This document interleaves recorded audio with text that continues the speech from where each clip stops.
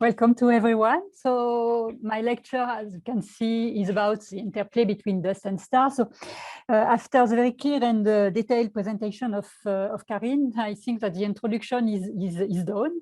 So you will see that when you work on galaxies, and especially galaxies considered as integrated, so without any resolution, you cannot do a lot of things as compared to what Karine described before.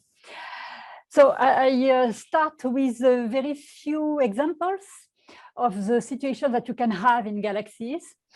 So as you know now, dust is present in, I can say every galaxy. I put almost because it depends on a very, first galaxies, you can have a very low amount of extinction and of dust, if any.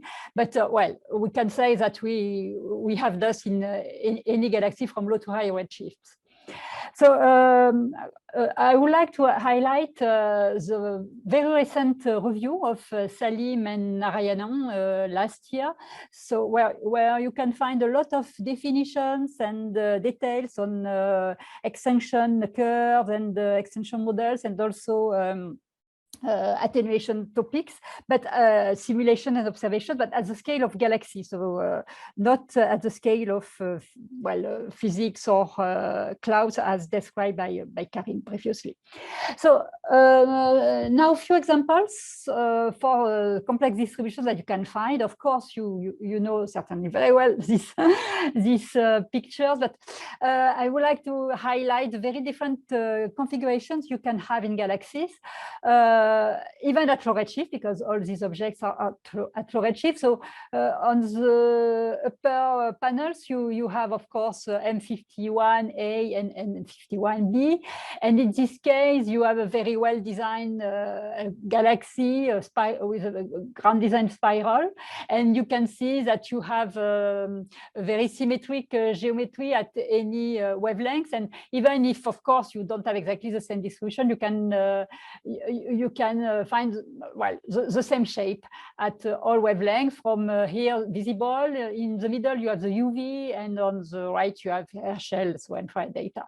But as you can see, it's more complicated for M51B, where it is clearly visible in the visible light, but in the UV you have almost nothing when it is visible again in infrared. And if I shift to up to 44, which is also known as the antenna, of course, you know this beautiful image from HST. And on the right, you have the image from Herschel with the PAX instrument. And in this case, it's much more complicated. So it is a merger of two galaxies, and the merging zone is here. And as you can see, it's almost completely obscured in optical, when it is very intense in infrared. So even in the nearby universe, you have very complex systems or regular ones. And when you don't have any resolution, you can understand that the situation is quite complicated to be able to describe these very different objects. So now I go to the high redshift universe and the difficulty you can have. So here it's an example of submillimeter galaxies. So submillimeter galaxies is a name for galaxies which are detected in submillimeter at the very beginning, and then observed at other wavelengths. And so in this case, at redshift 4.5, you have HST and ALMA observation of this object. So you have several ones, and as you can see, the resolution is not that good, even if you have HST and ALMA. And what I would like to highlight is the complex distribution. So for this single object, so the same redshift, so the single objects, you have two parts which are detected. And in the white contours are for ALMA, and the colors are for HST imaging. And as you can see, you have a double structure here, but not only here, but also here, for example.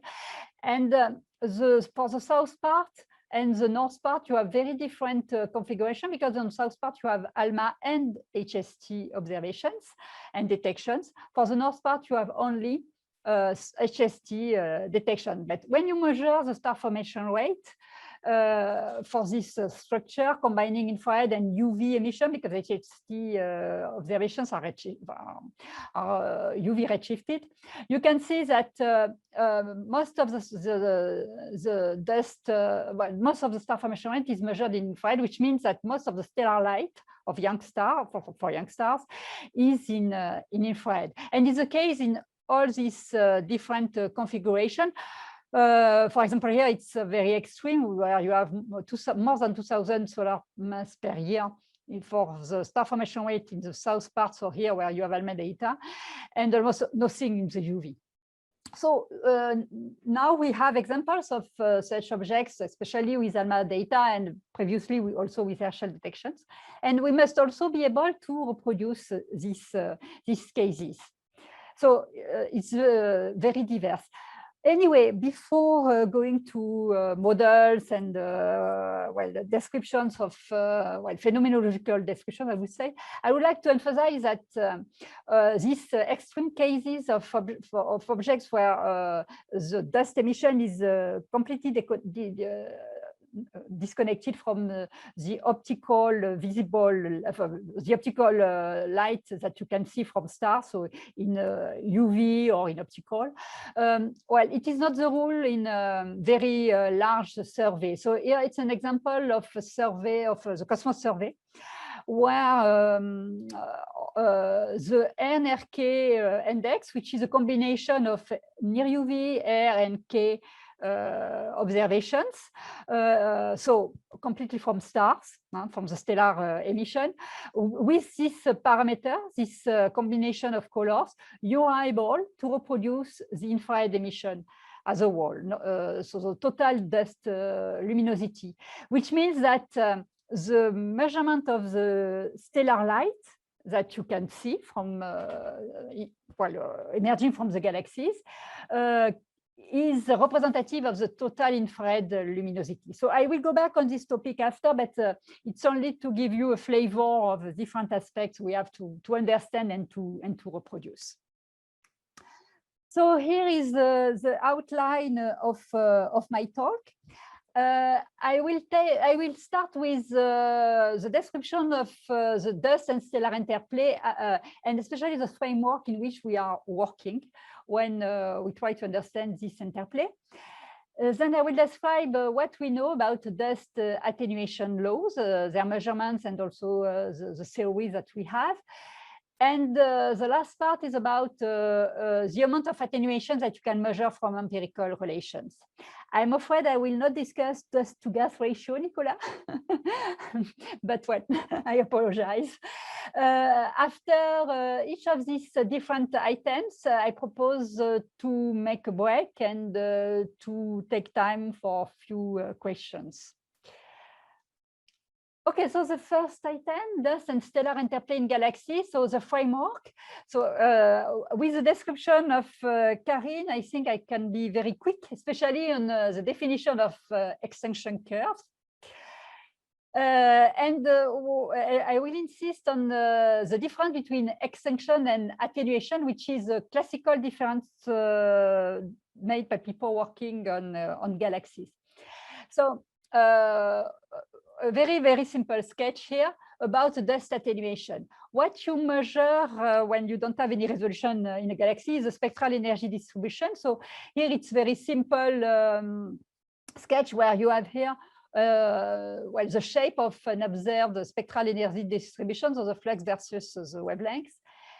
And in blue is what is emitted by stars. So it is what you would like to understand, to know at the end of your analysis. And excuse me. So the amount of attenuation is what you have between the two curves, and it was introduced by Karin just before. And when you compare what occurs at different wavelengths, so here lambda 1 and lambda 2, you measure what we can call a selective attenuation. And it is measured by what we are calling the attenuation curve, which is the A lambda divided by quantity to normalize. And well, it can be AV, It is very popular to have AV. You will have other examples during my talk, but at this stage, let's keep AV. So when I say attenuation versus extinction, what does it mean? So when you have only a line of sight, so as a star that you observe, you can measure what we call extinction curve or extinction law, and which was described in the talk of Karin, which we explained how we can observe but also model this extinction curve. Unfortunately, in galaxies, it's very difficult to have access to this extinction curve. And what you measure is a mix of dust and stars. And when you mix everything, of course, you have absorption effects, scattering effects, and the beam can be very large. It can be the full galaxy. Sometimes it's only a limited beam. And even when it is limited, you have a mix of stars and dust inside your beam. And so people prefer to mention that in this case, it's not an extinction law, but an attenuation law, to have in mind that you have this very complex distribution of stars and dust. And to illustrate what you can expect in this case, I plotted here, I reproduced here a plot of Witt and Gordon, where you have models, radiation transfer models with a Milky Way extinction curve. So here you recognize the extinction curve with a UV bump. And in color from green to blue, you have an attenuation law that you can expect from for extended objects, so galaxies or large regions inside galaxies. And the different cases are for different configuration and geometry between the dust and stars. For all these different curves, you have the same optical depth, the same homogeneous optical depth. That is to say that you put the same quantity of dust along the line of sight of your observation. So you can see that you can have very, very different distributions from steep to flat, and the UV bump can disappear, even if at the very beginning you have the same extinction curve. So why do you have this flattening? Because here you can see that most of the time it is you have a flattening. So I reproduce here a sketch from well, it is adapted from Gordon, Carl Gordon, in a very recent book about star formation rates in galaxies. And as you can see here, you have an homogeneous dust screen here with an attenuation of 2 magnitude in the V band. And you have stars, so 2 stars, S2 and S1, which are same stars, very exactly the same star. One of the star S2 is behind the slab, you observe here.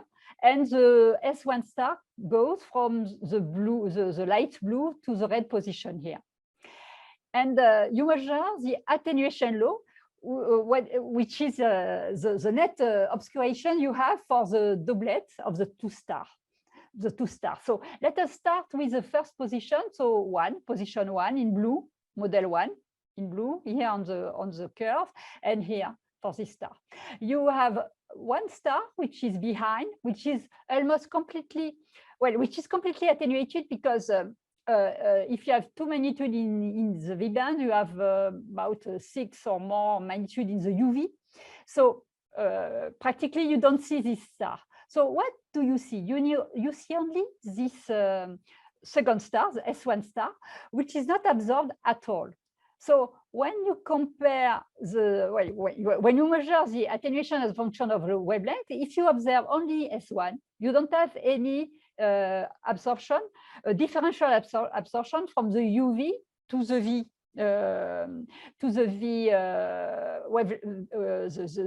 the V band, and which means that you have a flat attenuation law.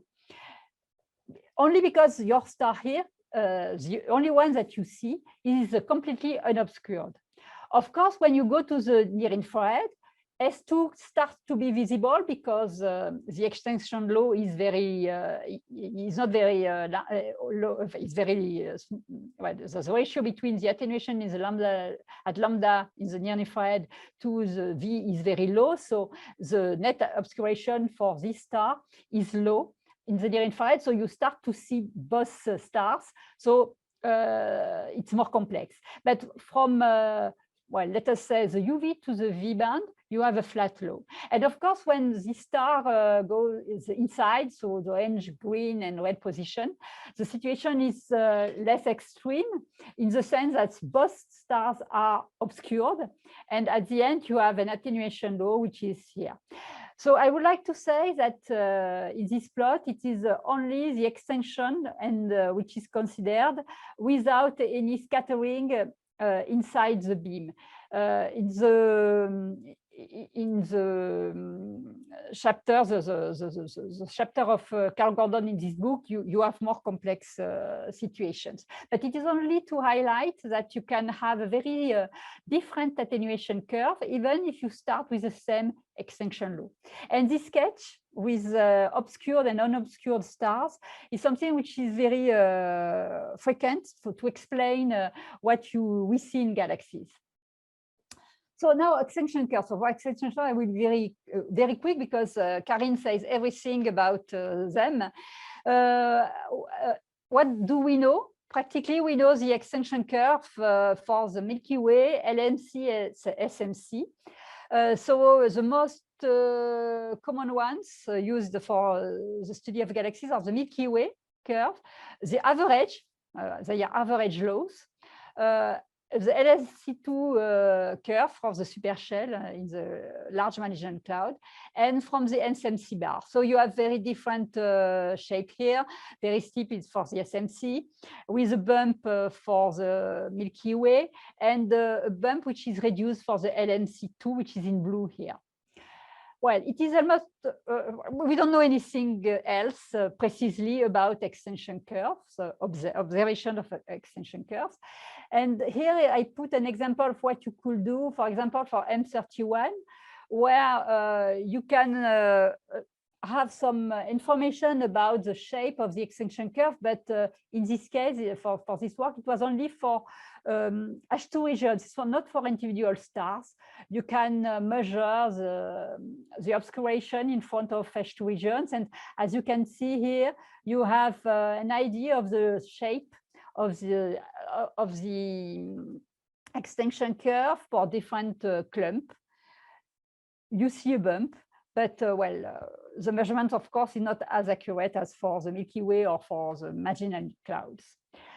Well, which is, well, it could be a little bit strange, but we have more information about extinction curves at higher redshift, because you can measure an extinction curve along the line of sight of an active galactic nucleus or a QSO or quasar, or a gamma ray burst or supernova. So I can illustrate the case of gamma ray burst. When you have a gamma ray burst, you have after the burst, you have an afterglow, which emits from the X-ray to the visible, even the near infrared, with a very simple law, because the emission is modeled by a power law. Sometimes it's, well, you need a double power law, so it's either a single or a double power law, but in any case, it's very simple. In this plot on the left, you have the emission of the afterglow, which is, in this case, a single power law, so it's a dotted line.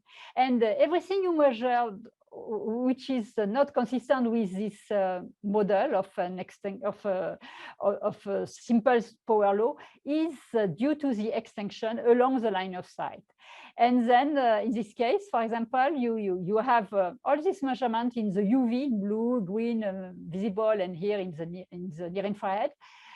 And you can reconstruct the dust extinction curve along the line of sight of this gamma ray burst. So here you have a compilation of different measurements for few gamma ray bursts, you can see that you have different configurations. The extension curve is not always the same. And in gray, here you have different line of sight in the Milky Way.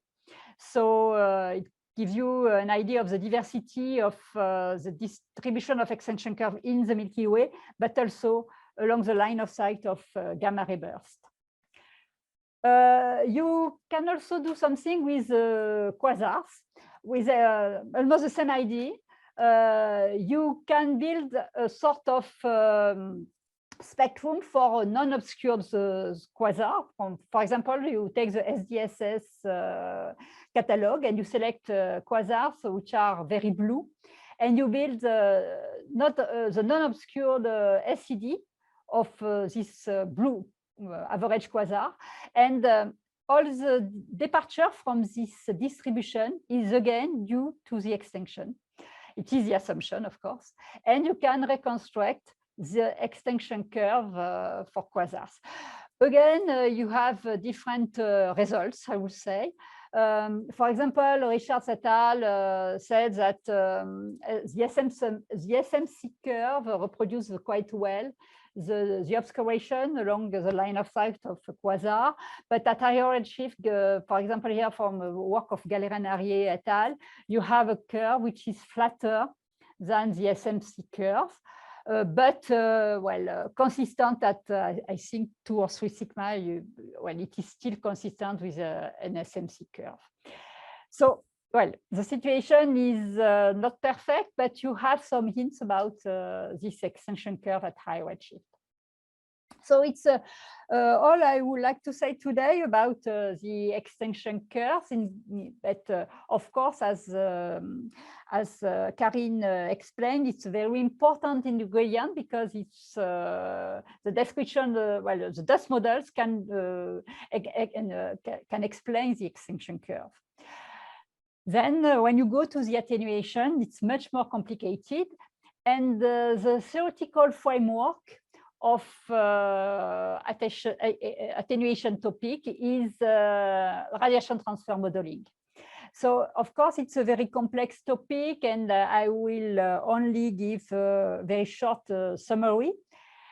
And I will highlight the main results you will need to understand galaxies, results for galaxies.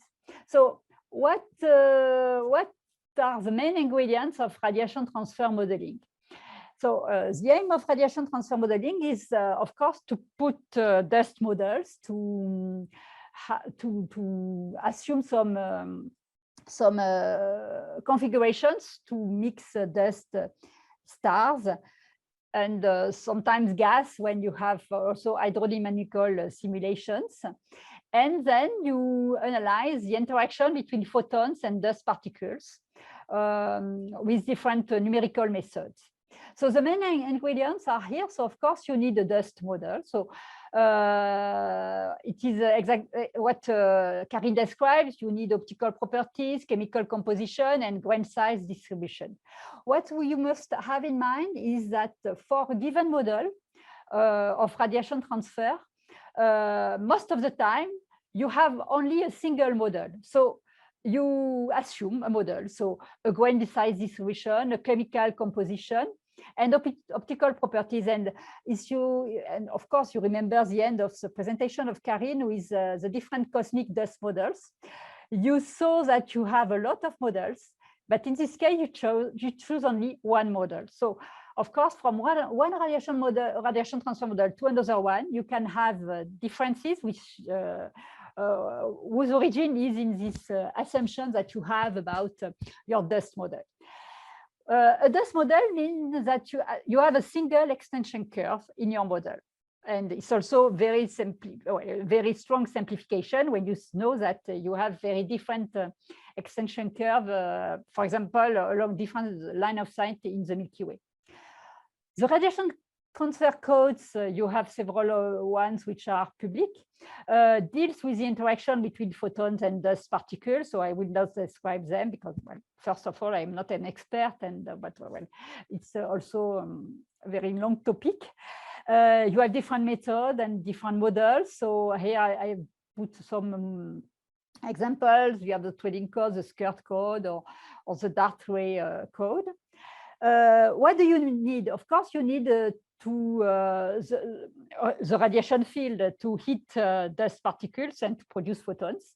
So these stellar radiation fields can be theoretical, can come from population synthesis models, or from observations. So, for example, if you work on a galaxy just like M51, you have some information about from observations about the distribution of stars. So you can use this information, especially for the whole stellar population, and you model your system for, starting with observations.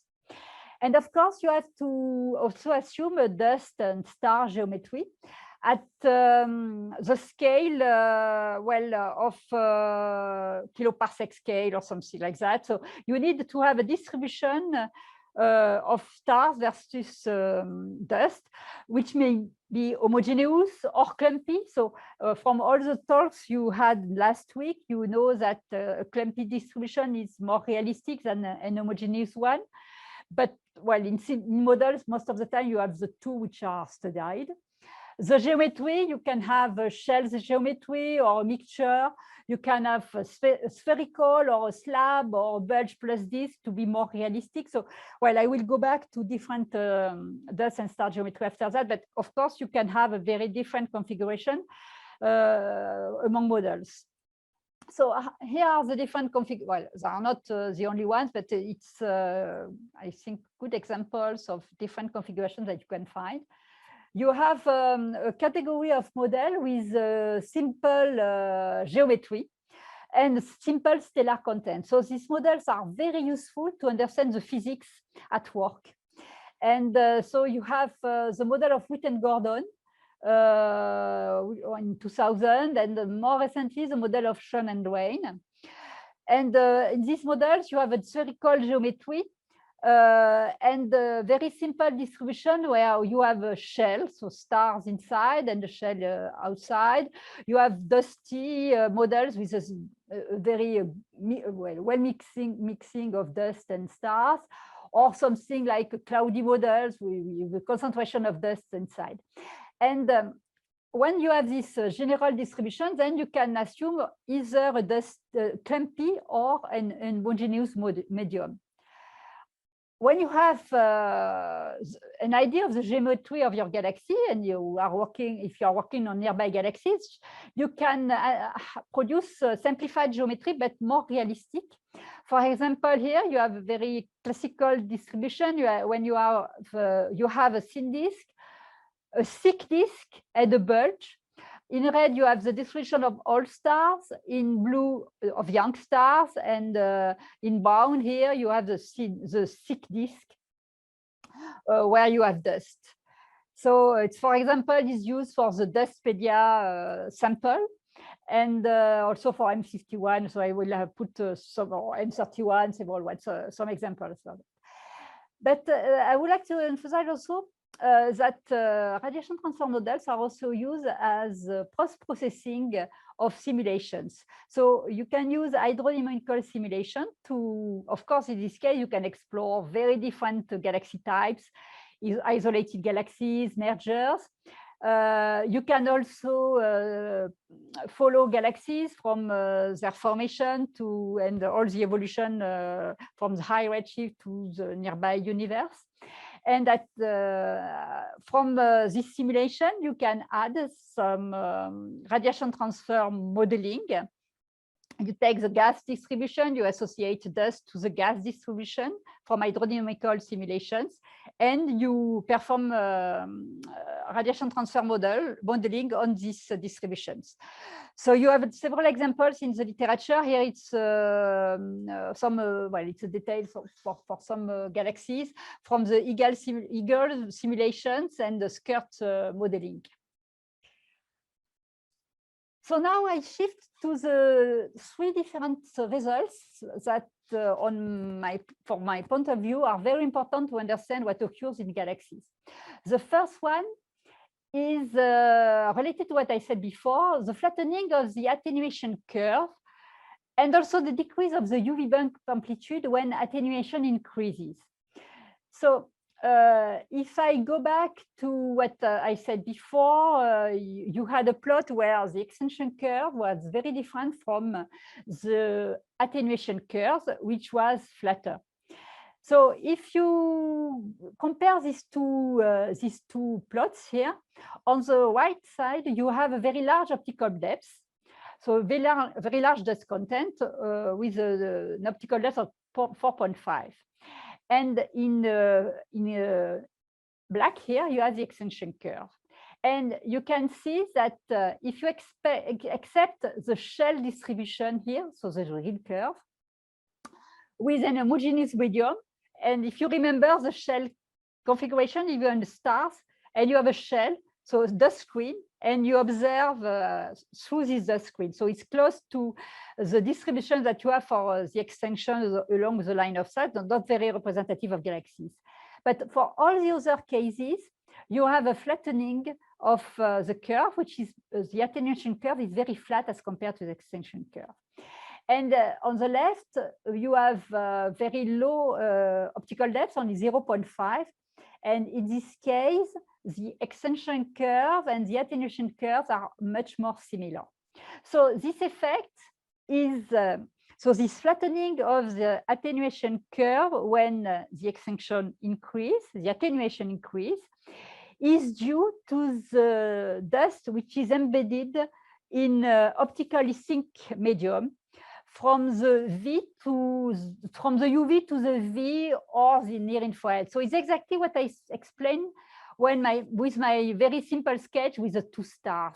You have stars which are embedded in the clumps with dust. So you see only the stars which are not obscured, and at the end you have a very flat attenuation law because only the least extended stars contribute to the light you observe.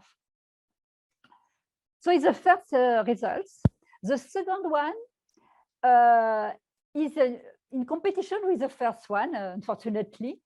When I showed the model of Witten-Gordon, for example, you have very simple models where you have only one stellar population.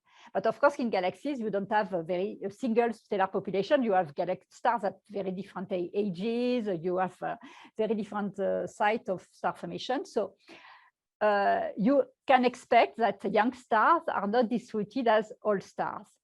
And in radiation transfer models, this different configuration for young and old stars is described as an age-selective attenuation, which means that the younger stars are in dusty clumps, when older stars are distributed in a smooth dust distribution. And when we have this description of the distribution of dust and stars, well, it steepens the attenuation law. Why? Because in this case, the UV stars, which are in dusty clumps, if you put all the UV stars in dusty clumps, of course, the attenuation is very high. And so in the UV, the attenuation is high, and you have a very steep attenuation curve, when for all stars, they are not attenuated, very well attenuated because you are in a diffuse medium. It is here you have an example with an extension curve, which is here. It is an SMC extension curve. And the attenuation curve is here, much steeper than the extension curve. In this case, and it's very standard assumption, the age limit for burst clouds, so for stars to be embedded, is 10 megayears. So every star younger than 10 megayears is embedded in density clumps, when older stars have evolved out of the clumps. So it is in competition with the first results of flatter attenuation curve when attenuation increases as the optical depths increase, because of course you have younger stars in dusty clumps. And the third important results from my point of view is the clumpiness of the medium. as you know, after all the talks during the last week, a clumpy medium is what you have to assume if you want to have something realistic. But when you have a clumpy medium, you have a medium which is less efficient than an homogeneous medium to attenuate the light. It is very simple to understand because when you have a clumpy medium, you have some line of sight which are completely unobscured and some line of sight which are obscured. And at the end, you have again the same effect that for some stars are not obscured or with a very little obscuration. So at the end, you observe them with an energy distribution which is close to something which is not absorbed. And of course, it flattens the attenuation curve, as you can see here. For well, you don't have to compare all the different plots. You can see only these two ones with an SMC curve. So when you have an homogeneous medium, you are here. So you have a lot of different extinction attenuation law, and all of them, if you compare here, are flatter because of this clumpiness of the medium. So I'm very quick, but because it's not so easy to explain. But I think it's if you have in mind that when you have an obscured line of sight, you flatten the attenuation law because you are less efficient. You can understand a lot of things. So very quickly, an examples of what people are doing. Here you have the case of M51, which is studied by Delouz et al. With the SCURT models. So you recognize the geometry which is used here. My point here is to show to you what you can do when you have the resolution. So you can have different components, a bulge, thick disk, thin disk. And even for the thin disk, you have the geometry for the old stars, for the young stars, ionizing or non-ionizing stars, and for the dust distribution. And all these different components have a distribution which is extrapolated from the observations at different wavelengths in the UV, in the infrared, from the H alpha. Of course, excuse me. Of course, in this case, you have a lot of information. And in the paper of Delouz et al., you can find a lot of different results about M51 with modeling. But here I highlight the results of the attenuation curve, which is here in the black one here with the dashed dot line. And as you can see, it's very it's steeper than the other than the different extension curve. For these models, they use the Milky Way extension curve, so the Milky Way dust model. And why is it? Why do you have something which is steeper? It's because you are dominated by the age, the selective age effect of young stars, which are embedded in dust clouds when all stars are in a diffuse medium.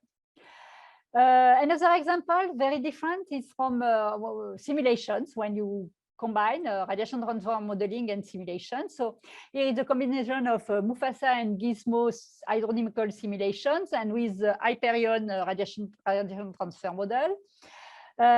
So what is interesting here to see, perhaps here on the right, is that you can measure the attenuation law as a function, or you can measure, you can predict the attenuation law, not measure because simulations, from different redshifts. And but again, so for all the simulations and modeling in this work, you have a single model, so with an extinction law and a dust model, which is the Milky Way dust model. And at the end, as you can see, you have a very large dispersion of attenuation law. In pink, you have the median law that you find, but here you have the I think it's one, well, I don't know, it's probably 1 or 2 sigma dispersion. So you can see that, again, you have a large dispersion of results. You can also do very different things. And for example, here you can measure the attenuation laws, again, from models at different stage for any galaxy on your simulation at different moments of the star formation rate. For example, if you have a merger, here you have different mergers. So at different steps, T1, T2, T3, T4, you can extract the attenuation curve and compare to other measurements. Okay, so it's the end of my first part about radiation transfer models.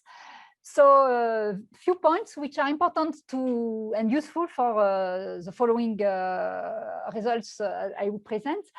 So first of all, a clumpy medium is usually defined as diffuse ASM plus clumps.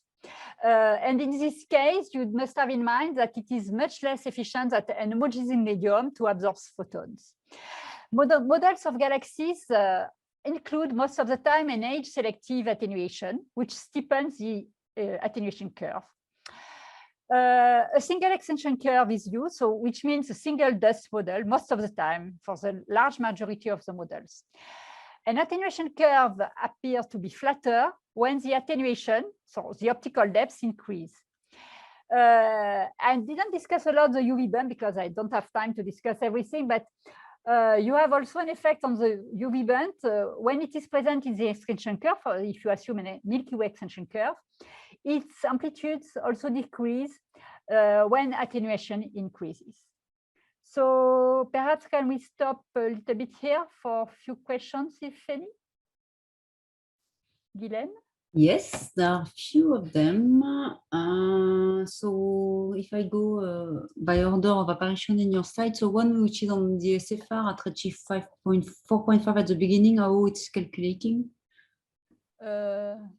Which one? It's on ALMA stuff. It's just when yes, SFR, it is very in this case. It's very simply calculated for the star formation rate by calculating the infrared luminosity and the UV luminosity directly from the data, and applying a very simple relation, the proportionality between infrared and star formation rate, and UV and star formation rate. It is not an analysis of dust obscuration, or it's very simple. But of course, you have your numbers are representative of the situation with a lot of star formation in the infrared and not in the UV. Okay, so then on the slide with S1 and S2, which was kind of pedagogical. I tried to be. Yeah, but there was a question about what do you mean by input extinction? It is the extension curve. The input is the extinction curve that you need, so the dust model and the extension curve, and it is a Milky Way one in this case. You can see the bump, you can recognize the bump. So it is a dust model with Milky Way dust, and the extension curve has this shape. Okay, so then later when you speak about the attenuation curve for SMC, there is a question about, since for intermediate redshift the extinction curve is almost similar to the SMC, what is the difference between the dust-to-gas ratio for high redshift galaxies and SMC? And Milky Way? I don't know on which slide it's. I think it was when you present the extinction curve for the SMC, and when you have nearby galaxies, intermediate redshift galaxies. Maybe the next one. Oh yes, for quasars. Well, I don't know. In any case, it's FMC. It's difficult to say because when you have a galaxy, and it's a topic of the other section of my lecture. When you have a galaxy, you are dominated by the effect of attenuation, so dust and star geometry. So it's very difficult from what you observe. If it is not the extinction curve, if it is the attenuation curve, it is very difficult to go back to the the dust content. Of course, when you have gamma ray bursts, for example, or quasars, yes, you can discuss. For example, for quasars, I found something which may be flatter at high redshift. And the hypothesis is that you have only large grains to have this flatter extension curve. When you have an extension curve, you can discuss dust models, just like Karine explained, even if at high redshift, it's very explanation, it cannot be very precise. But from an attenuation curve, it's much more complicated because you have a lot of assumptions about the distribution of dust and stars. I don't know if I answer well, but we can continue on Slack if if I'm not so very clear. Then the last one, because time is going, on the RT model, where does the 10 megayear value separating heavily attenuated young stars from less attenuated old stars come from? And there was yes, answer in the... No, it's a very classical, and I would say that all the models use this value, and it is representative of the age of burst clouds measured in the Milky Way, or well, it comes from studies of the interstellar medium and burst clouds in the Milky Way. So it's an average value, which is not that bad, I would say. Okay. Okay, thank you. So I think you should go on. You have 1 hour left. Okay, so now, so I shift to the second part, which is dust attenuation laws. So now you have what I call the theoretical framework, even if, as you could see, it's also well, phenomenological in some aspects. Now it will be closer to data, so well, not very precise, I would say. So we are in the configuration of attenuation with a complex geometry. So we know that it is complex between dust and stars. So I go back here, and now I would like to emphasize that in papers, sometimes you have different way to measure or to describe the attenuation law with A lambda divided by AV, which is my favorite way to write things. But sometimes you have also laws which are normalized to the color excess. So it's only, well, a note that I do here, but you can see here that you have very different shapes. You are working with normalization with the color excess, EB minus V, or which is AB minus AV, of course, or if you are working with A lambda divided by AV. And so on the left, and so much, you also have A lambda minus V divided by AB minus V. So all these plots are with exactly the same dust models and the same geometrical configuration. So they are the same models. And you can see that the lines are, and the different curves are completely, well, not completely different, but the shape is very, very different when you go to this expression, so to the one based on the color excess, or this one. So be cautious when you are working on these topics to translate, well, everything in the same with well, the same way to write things, because it can be very complicated to make comparisons. Okay, so now I would like to present you, if you are working on galaxies, if you know a little bit the topic, you probably know the Calzetti law. It is very popular law. It's almost a unique law people have to correct dust attenuation in galaxies. So it's very popular, and I would like to go back to the way this law is measured, because sometimes people forget the first phases. So it's a long story starting in 1994, and the law, which is used by, well, very, very commonly used now, is the one published in 2000 by Calzetti et al. It is an empirical law. And then you have a lot of people developing models to interpret and to understand this law. So it was measured on a sample of central starburst in nearby galaxies. So it is for nearby galaxies only, but not the full galaxy, only the central parts of galaxies with starburst. So the data comes from a very, very old satellite, IUE, with UV spectra, and measurement of Balmer decrements. And what Daniela Calzetti and collaborator did is to classify, to order galaxies or spectra from the UV to the optical near infrared. They ordered the galaxies as a function of the Balmer decrement, H alpha over H beta, which is a measurement of the obscuration. And what they did is to fit the UV continuum as a power law, because it's a good model. You don't have a lot of lines, and the model is quite good.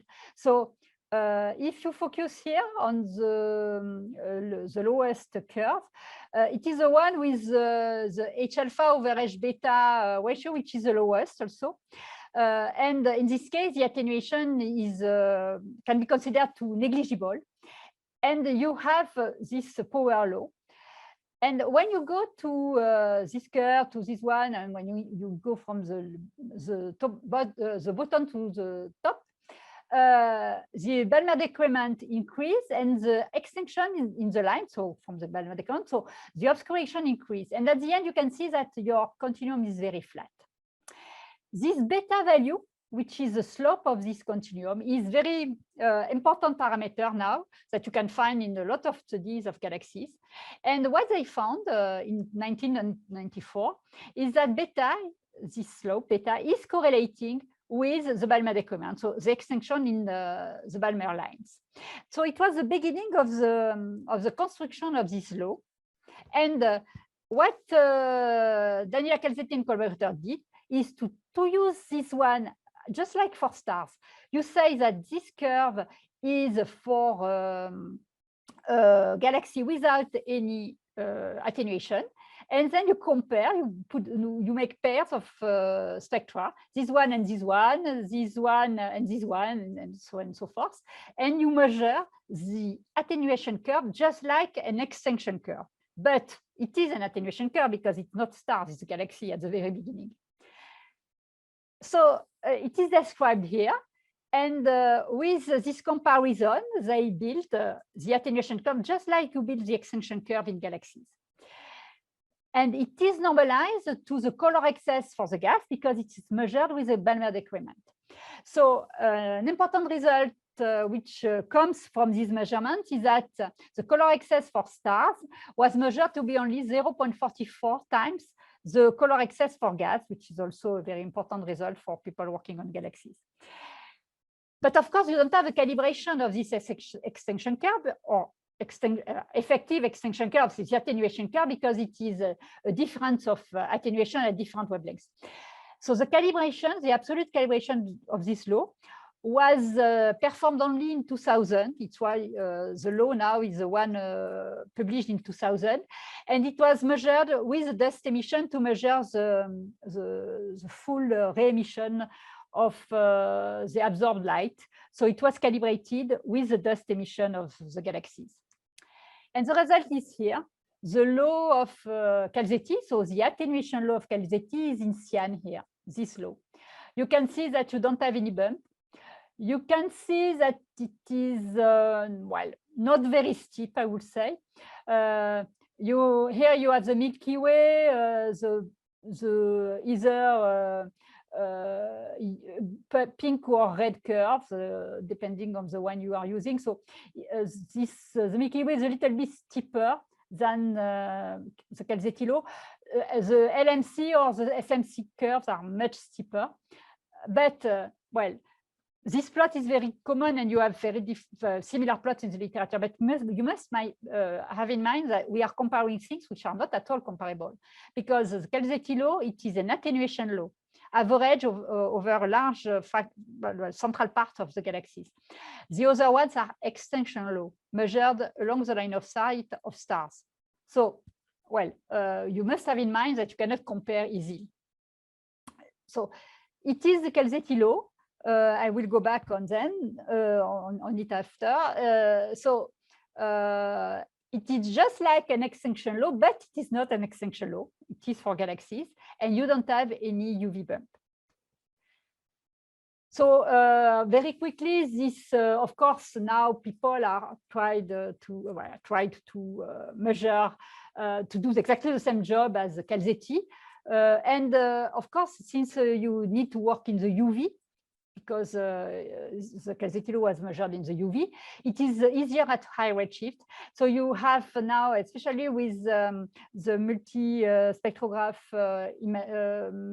imager in the near infrared, now you can go to higher redshift, and you have measurements of the attenuation laws in high redshift galaxies.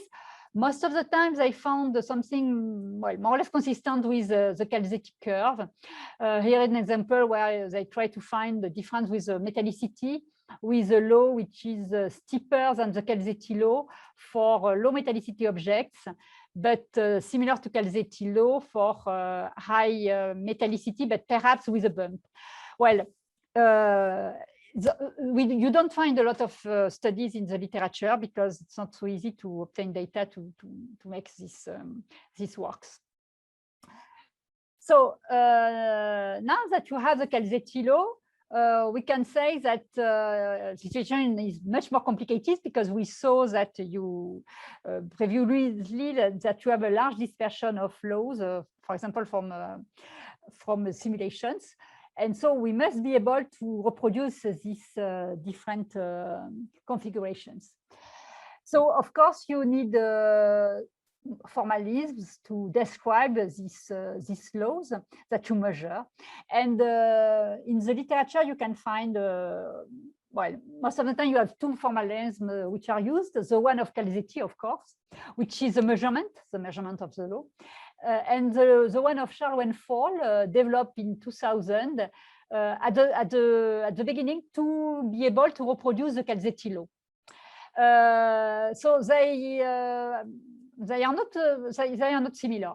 For the Calzetti law, now you know everything. So it's based on EB minus V measured at the very beginning from the gas component.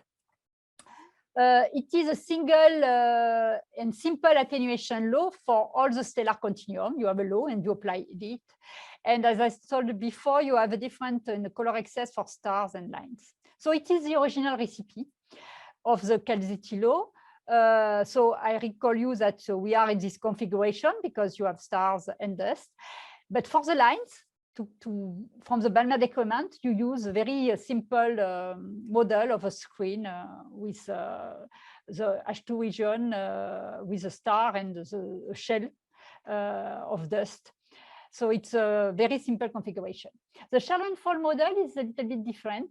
They start with a power law for the attenuation in the burst cloud and in the interstellar medium. So they introduce an age-dependent attenuation for stars, just as I explained before, with a cut at 10 megayear.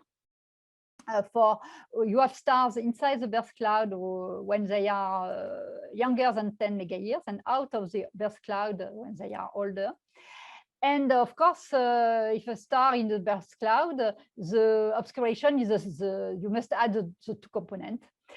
And so in the recipe of Charles-Wenfall, they give the ratio between the obscuration for the ISM, so for all stars, compared to the one for young stars, the combination of both. And the original recipe is with a value of 0.3. And they also say in their first paper in Charles-Wenfall 2000 to use minus 0.7 for the two laws. And they tried a lot of things in this paper.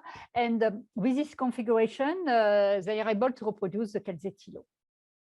So here it's a very simple description of these clumps where you have young stars and the ISM, which is around. You must have something in mind, which is not always said. The Calzetti law and the Charles-Wenfall recipe, so the black and gray line. Here it is taken from radiation transfer modeling for the galaxy M100. It's not my topic. My topic here is to compare the gray line and black line here. The black line is a Charlow-and-Fol recipe, and the gray line is a Calzetti law. So you can see that from the UV to the visible, both laws are very similar, and indeed it was the Charlow-and-Fol recipe was built to be similar to the Calzetti law. But you can see that here you have a large difference. The Calzetti law is very steep from the V to the near infrared, when the Charlow-and-Fol recipe is much flatter. So it is translated is very different value for RV. For the Calzetti law measured in 2000 by Calzetti with dust emissions, they found RV, AV over AB minus V of 4.05, when the original Charlow-and-Fol recipe correspond to RV of 5.8, so much flatter. Okay, so now, well, things are not sufficiently complex, so I complicate a little bit. As you saw, we have a large diversity of attenuation curves, so you cannot stay with only fixed models. So after this presentation of these two models, the Calzetti model and the Calzetti measurement and the Charlow-and-Fol model, people introduce some flexibilities in the recipes.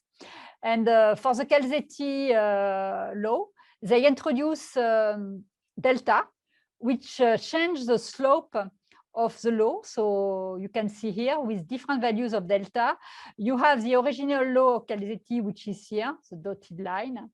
And you can change the shape from very steep, minus 0.5, for example, this one, 0.5, as far as I remember, is close to the SMC curve. And so you can go to flat, from flat to very steep. And as you can see here, you have a bump. So if needed, you can also add a bump, and with different amplitude. 3.5 here corresponds to the Milky Way. Of course, when it is a model, you can change to have something which is much higher than the Milky Way. I don't think it was ever observed, but well, you can have different configurations. For the Charlow-and-Fol recipe, again, you have also some flexibility. So most of the time, it is the exponent of for the ISM attenuation, which is taken as free. And also the ratio between the attenuation for the ISM and the attenuation for all stars, for young stars, excuse me. So these two parameters are free parameters. And of course, you can have different attenuation laws, either with the mu and ISM, which are free, or only mu, which is free, depends on the different works. And recently, Battisti et al. Also added a bump to this law. So everyone has the same aim to have a recipe which is flexible, to be able to reproduce the diversity of cases that you find in galaxies. So now I shift to results, and I start from attenuation laws from numerical simulations. And I would like to start with a paper that I found very interesting, which is a paper of Chevallard et al. In 2013.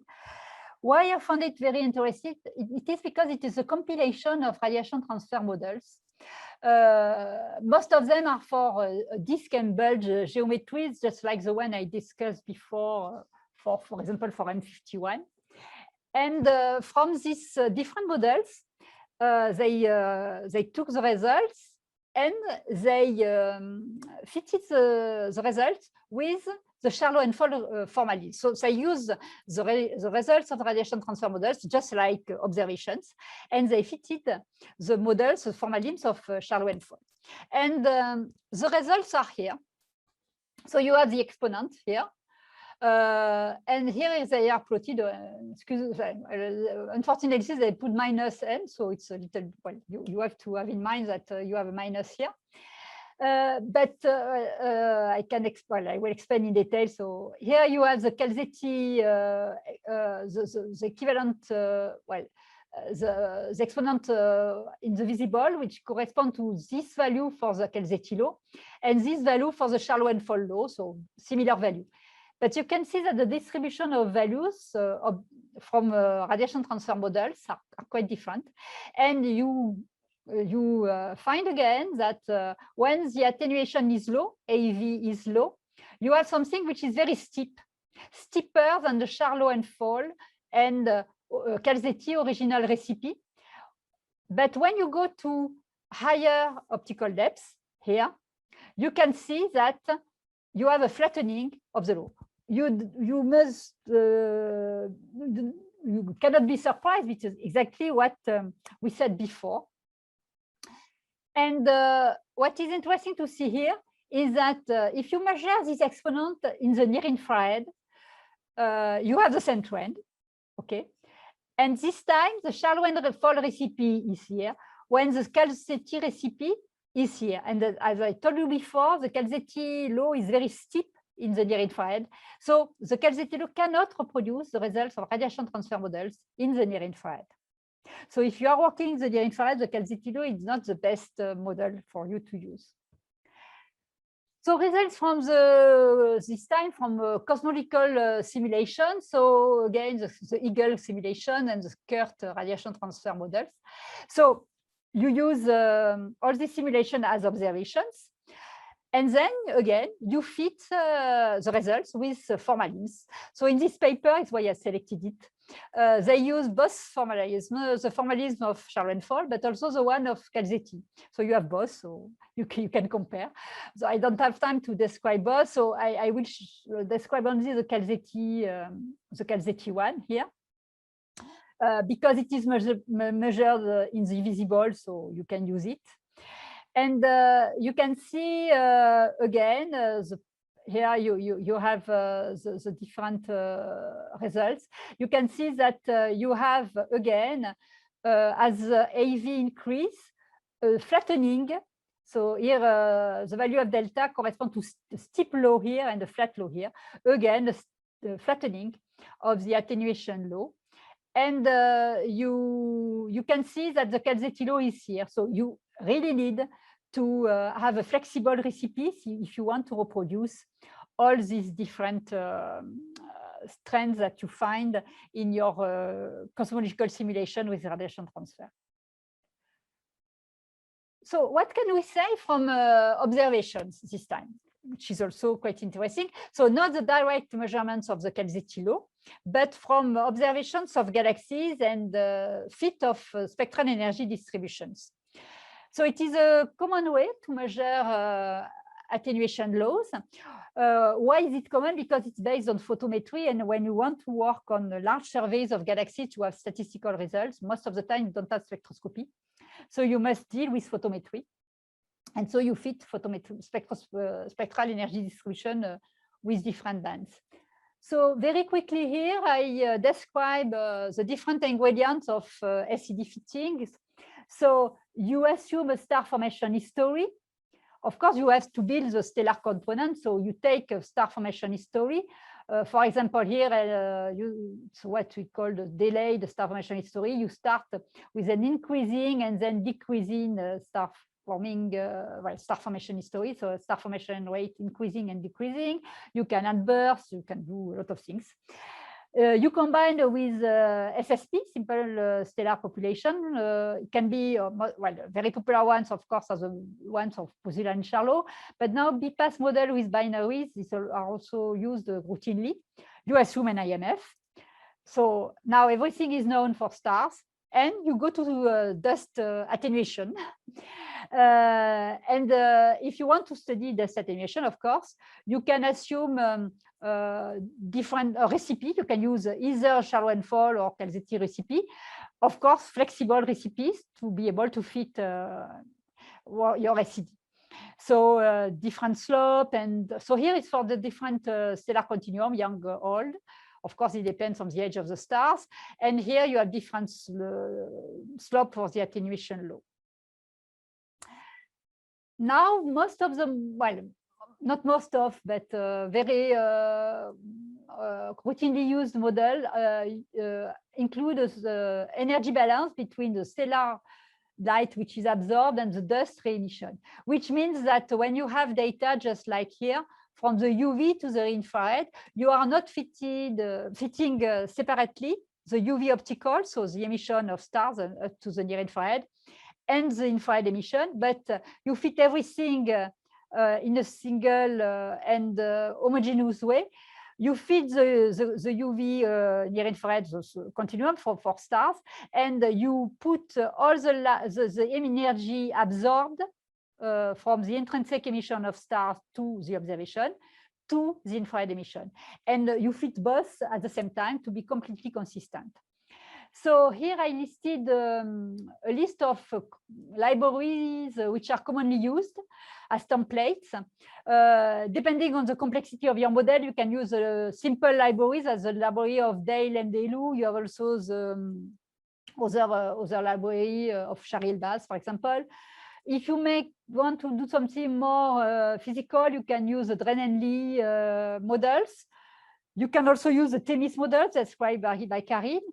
And well, very frequently people use only modified black body. So sometimes a combination of modified black bodies. Of course, it really depends on the data you have. Well, if you are working on galaxies on which you have a lot of information or not, you can use more or less sophisticated models. So here it's an highlight of how an attenuation curve can be measured on spectral energy distribution. The attenuation curve indeed shapes the UV to near infrared LCD of a galaxy. So it is an example put here for study of gamma ray burst hosts. Gamma ray burst hosts are galaxies which are very active in star formation because they are very blue galaxies with very young populations. And in these two cases studied here, you can see that the stellar continuum in blue here, intrinsic one, without any obscuration, is similar. You have a similar shape here with a very intense UV emission and then power law and this curve. If you now have a look to the red points, which are observations, and the black curve, which is models, you can see here that you have a decrease, a steep decrease in the UV.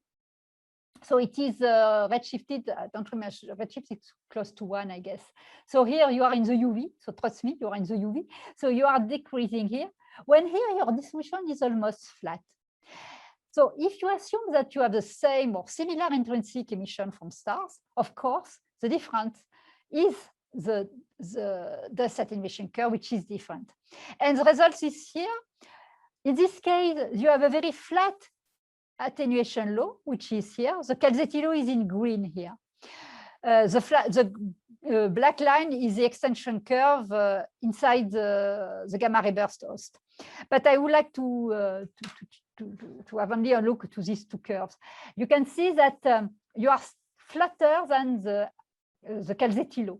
In this case, you are steeper than the Calzetti law because you must reproduce this steep decrease of the continuum. So you are sensitive to the attenuation curve, of course, with some assumptions about the stellar emission, which are not exactly assumptions. You fit everything and you find the best solutions.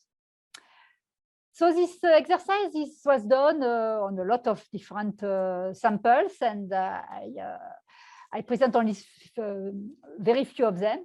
And this one is a study of the SDSS survey, where Salim et al. Did GALEX and WISE data, so from the UV to the infrared. And they used Calzetti flexible laws to fit. And again, what I found, so we can see here the result. So if we go to, well, for example, this plot, the bottom plot, you have the AFAR UV, so the attenuation in the UV. The slope is color coded. So when you have something which is dark, it is steep, and when you go to light colors, it is flat. So you can see that from here to here, you are going to something which is flatter here than here. So you have an increase of the attenuation from 1 magnitude to 2 magnitudes, and your attenuation curve is flattening. You can see, well, you have a very, very large distribution. So it is only the median curve, which has this increase that you can see also on the V-band. You have the same thing for the bump. When you go from here to here with attenuation which increase, the bump goes from flat, from steep, so not, excuse me, not from flat, from large bump to no bump when you are on the dark distribution. So you can see that you find what you expect, at least for the trends, from radiation transfer models results. Here it's only an illustration that the study is also performed at high redshift, because at high redshift it's simpler because the UV is redshifted. And you have here several results with detection of bump. And here you have the results of Krink and Corey, for example, where they compare the amplitude of the bump to the slope, again with the delta parameter, from steep to flat. You can see that when it is steep, you have a bump which whose amplitude is not that bad, less than for the Milky Way. The Milky Way is here. So you have an amplitude which is not very large, but you detect a bump. Where when you are here, you have no bump, and the low which is as flat as the Calzetti low. So again, something predicted by models. So here you have an average curve here, which is steeper than the Calzetti low, also expected because it is an UV selected sample. And on the right, you have also results which are completely in agreement with the models of Witt and Gordon for galaxies at redshift 1, 2. So, well, we can be in agreement with models. Well, now the most difficult part, the case of dusty infrared galaxies. So I go back to the SMG that I presented before. And so you are in the case this time, you can say, okay, SED fitting is quite difficult because you have some regions where you have only infrared, some regions where you have only UV. Of course, it is very difficult. And for here, you have an attempt to do something, if possible.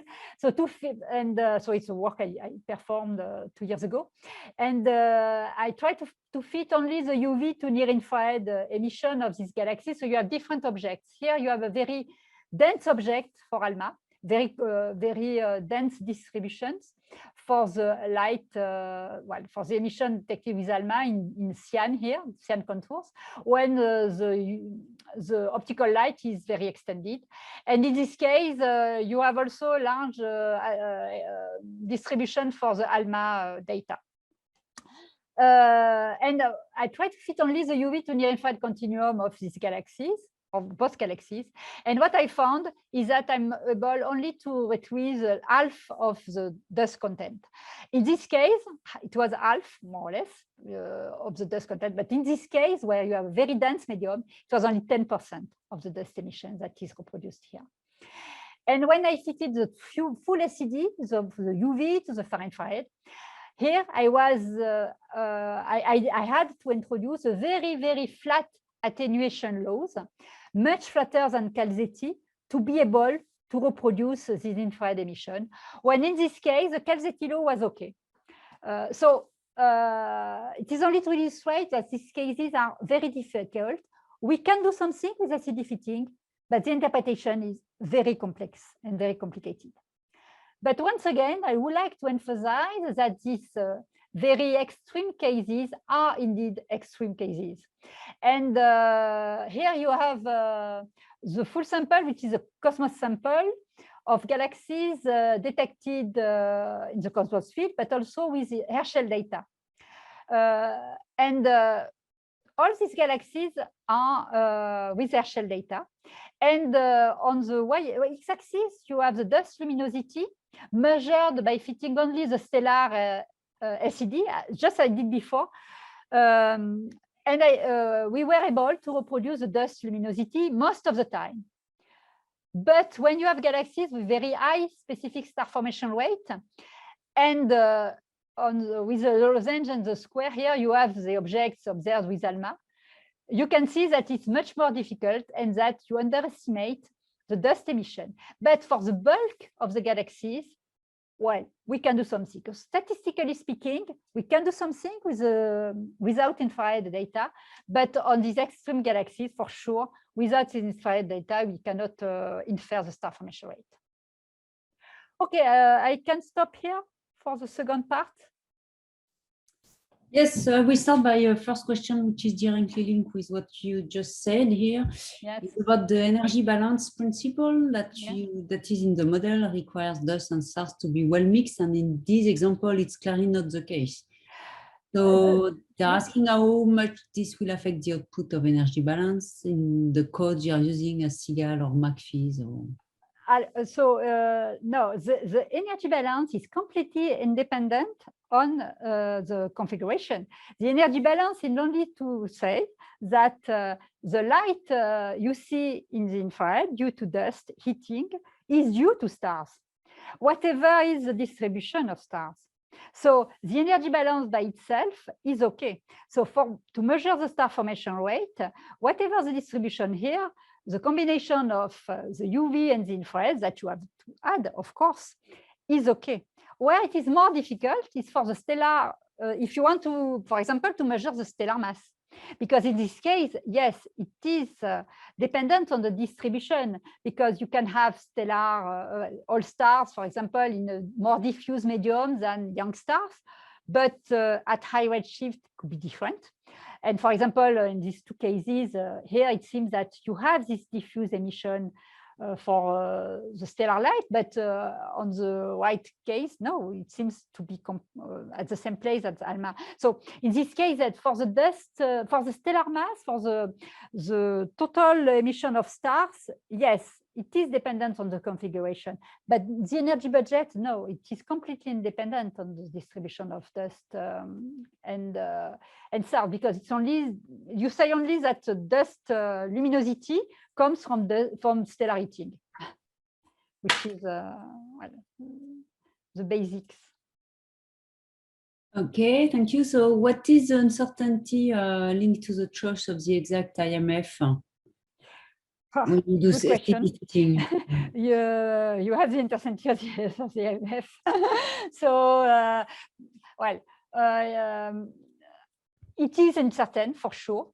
But what you could do is to change the IMF and to find the result. So most of the time, if you want to measure the uncertainty of the IMF, you change it in the code or in any code or in any relation that are given for given IMF.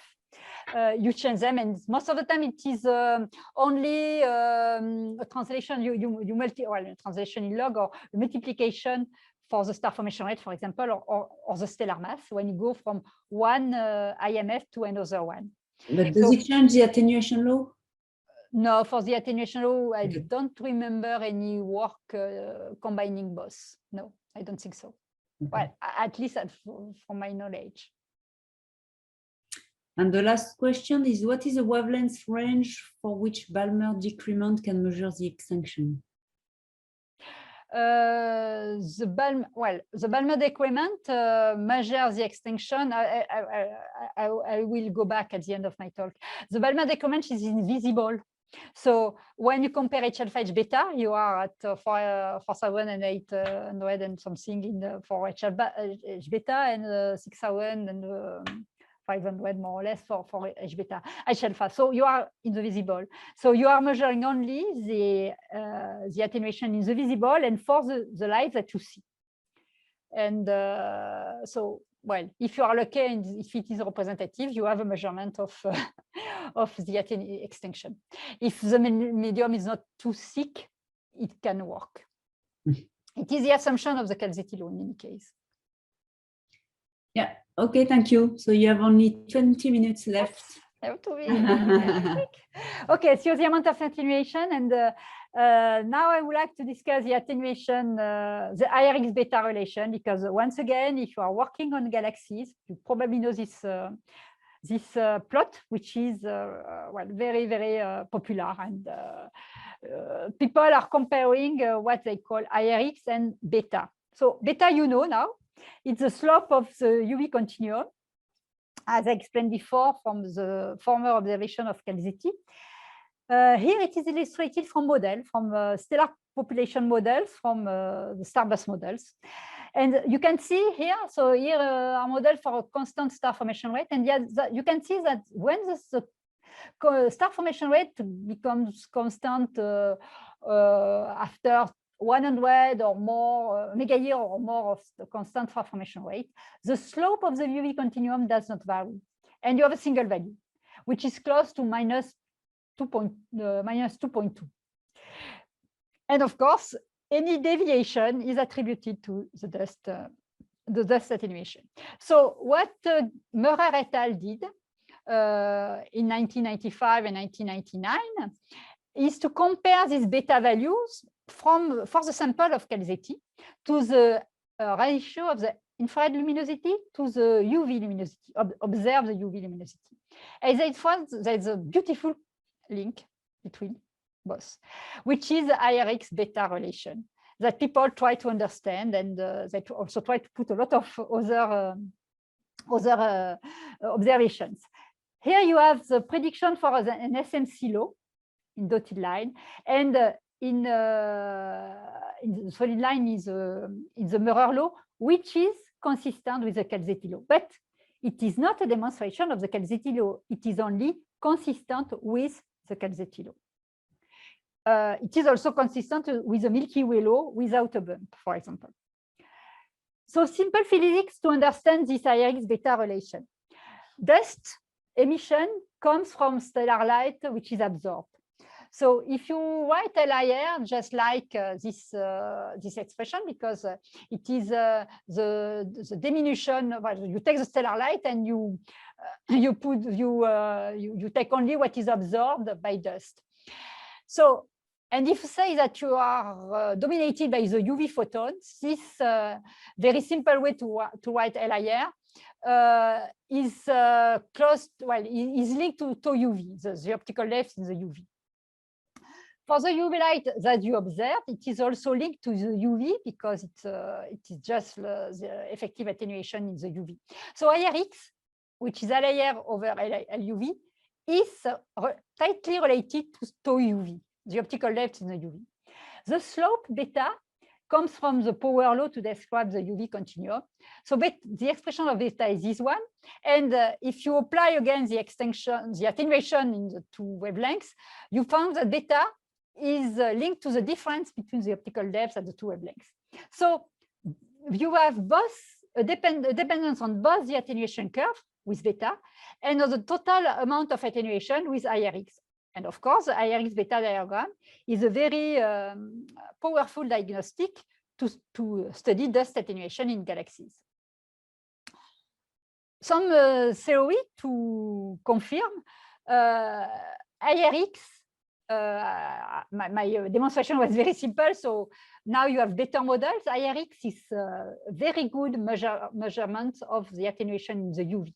There are models of Witt and Gordon where they compare the attenuation at 1,600 angstrom to LIR over LUV plus 1. So you can forget the plus 1. And as you can see, for different configuration of dust and stars, you have a very, very tight relations. It depends a little bit on the star formation history, which means when we have a very old population, so here you have a burst of 1 megayear, sort of instantaneous star formation rate a long time ago. And in this case, you are not, well, the attenuation is not given by LIR over LUV. But as long as you have galaxies forming stars, you are not very dependent on the star formation history, so you have a very robust measurement of the attenuation, which is not the case for the V-band, for example. So I'm very quick because I don't have a lot of time. Just a word about the measurement of beta. It's very difficult because Calzetti had spectra to measure beta. But when you are working on large samples of galaxy, you don't have spectroscopy. Here at Z equals 0, most of the time you use galaxy data and only 2 bands. And this band is close to the bump, the near UV band. So very difficult to measure beta with GALEX. When you go to higher redshift, well, depending on the data you have, you can have several bands, sampling the continuum, the UV continuum, so it could be good, but you must be aware to avoid the UV bump, or to be inside to study the amplitude of the UV bump. But well, it could be quite tricky to measure beta. And so the result is that it's very complicated. And here it's a summary at z equals 0 of what people did. You have the, in blue and red, so in red indeed, the original sample of Calzetti and the mirror law. But when the GALEX observed the galaxies, they put data below at z equals 0. So we were with the GALEX, we are not consistent with the Calzetti sample and the mirror law. Very quickly, I don't have time to discuss, the calibration of the Iris beta relation is also complicated by the fact that you have problems of aperture measuring the UV or the infrared. For example, for the original law, the IUV was measured inside aperture because they were spectra, and the fluxes in infrared were from IRAS, so they were integrated fluxes. So they compared things very different. So now we have better data, but it is still complicated because you must see the same regions. At higher redshift, you also have a lot of studies of the Iris beta diagram. Here you have the plot with GALEX and IRAS at z equals 0, the Cosmos field. Of course, with Herschel data, here for Lyman-Boyle galaxies, and also with ALMA data. Every time you have UV and infrared data, you try to make an Iris beta plot. You have the so-called mirror law, which is here. So you can see that, well, most of the time, it's not that bad at high redshift, especially when you stack data. But you can see that you have outliers almost everywhere of galaxies with very high IRX and relatively blue UV slope. These galaxies are the infrared bright galaxies that I discussed before, which are difficult to measure. So if you want to model the Iris beta diagram, so the UV slope versus IRX, if I go back to my effective attenuation law with delta, when delta increases, when you go from steep to flat, you are going in this way. It's very simple to understand.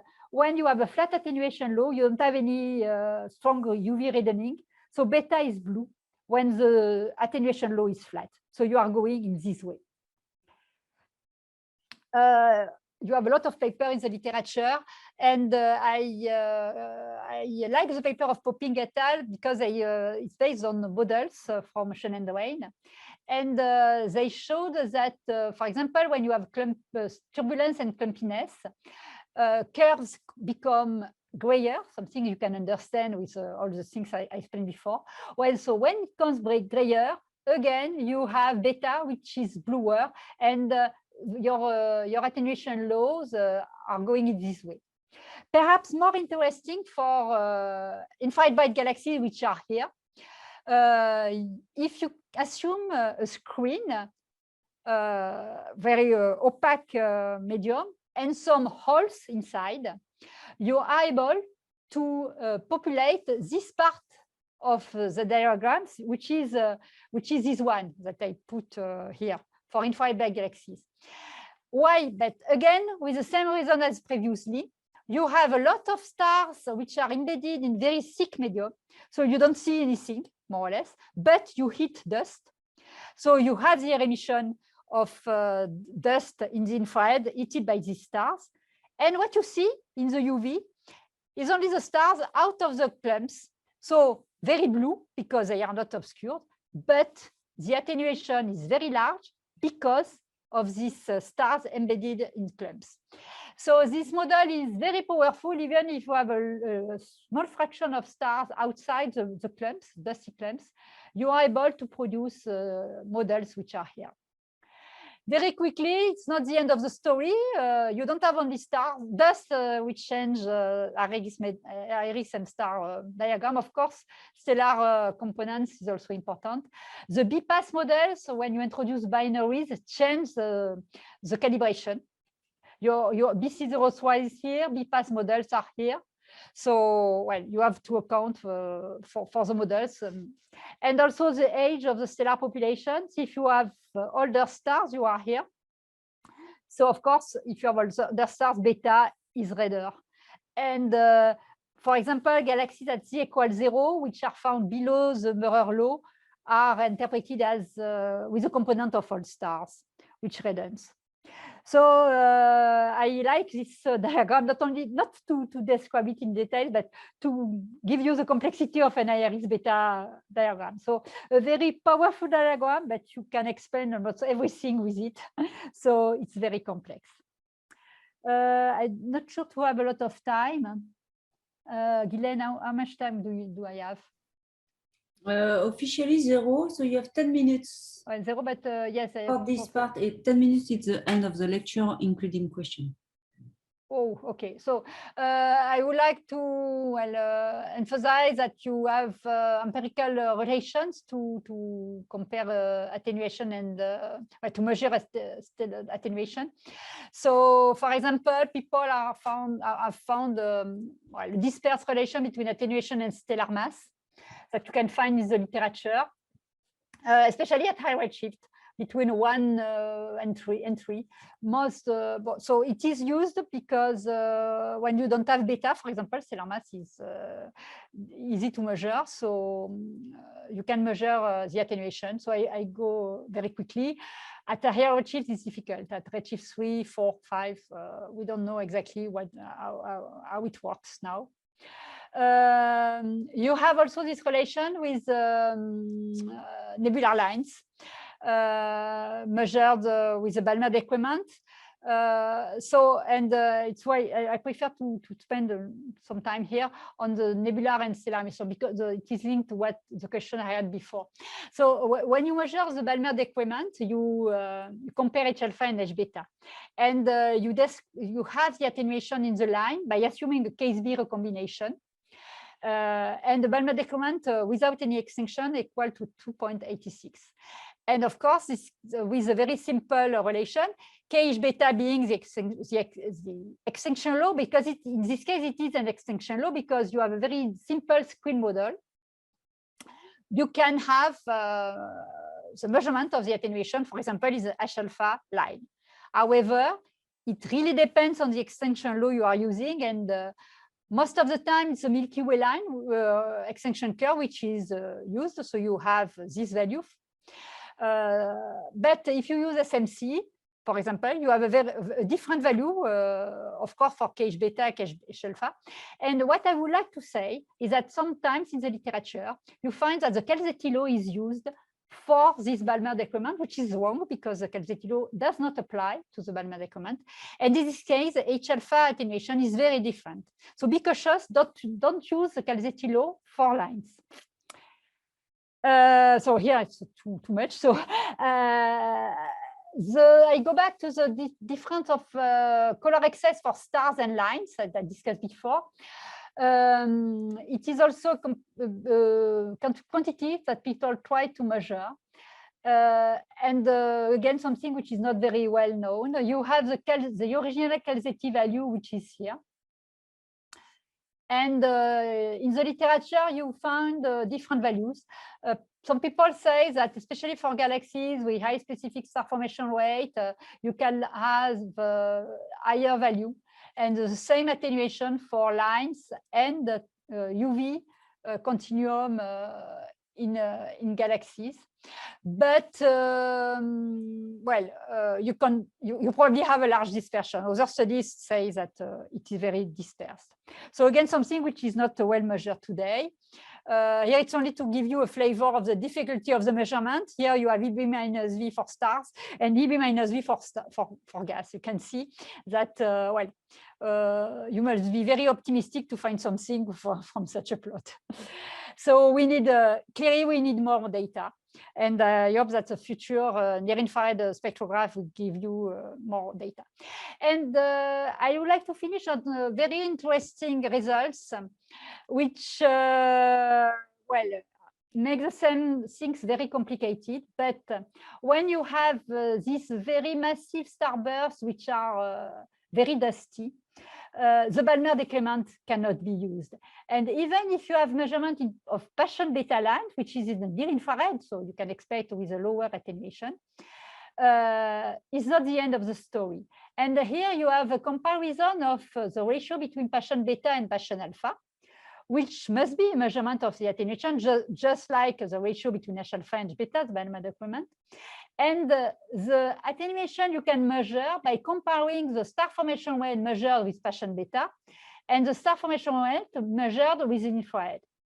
And you can see that here you have a saturation of patient beta over H alpha. So you cannot have very high value of this ratio when the attenuation measured for patient beta increase a lot.